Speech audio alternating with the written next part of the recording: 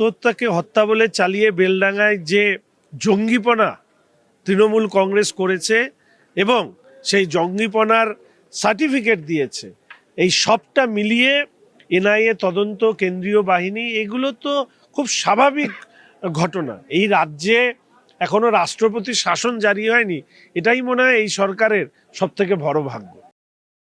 তৃতীয় স্থানে নামবে, ওই জন্য তৃতীয়বার বিএলএদেরকে নিয়ে বসেছে। উনি বৈধ ভোটার রাখতে চান না, উনি অবৈধ ভোটাররা না থাকলে ওনার যে শিরে সংক্রান্তি সেটা বুঝেই তিনি বারবার করে এই কাজ করছেন। শান্তিপূর্ণ নির্বাচন করতেই হবে। এই যে রক্তের হোলি খেলা আমাদের এই রাজ্যে হয়, এটাকে বন্ধ করা দরকার এবং আমি আশা রাখি যে নির্বাচন কমিশন এই ব্যাপারে যথাযথ পদক্ষেপ নেবে। আমাদের কাছে রবীন্দ্রনাথ এবং বঙ্কিমচন্দ্র দুজনেই আমাদের হৃদয়ে অবস্থান করে। এটার কোনো তুলনামূলক আলোচনা নিশ্চিতভাবে করা উচিত নয় বলেই আমরা মনে করি। এটাকে রাজনৈতিক বিষয়ের সাথে যুক্ত করাটাই মনে হয় আমার দেশের স্বাধীনতা সংগ্রামীদের অপমান করা। নির্দিষ্টভাবে বিচার বিবেচনা, পরিস্থিতি, বন্দে মাতরমের 150 বছর, বিপ্লবীদের মুখবন্ধ, তাকে নিয়ে রাজনীতি না করাটাই কাম্য।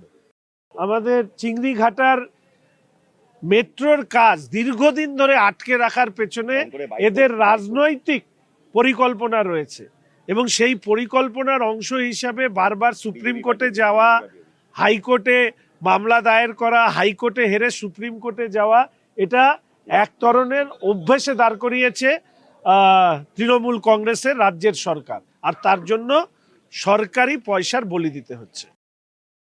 এতদিন ধরে তো ওনারা ৮৫০০ জন সরকারি আধিকারিক খুঁজেই পাচ্ছিল না, তো হঠাৎ করে তারা এই সরকারি আধিকারিকরা কোথা থেকে খুঁজে পেলেন, এটাও তো বড় প্রশ্ন।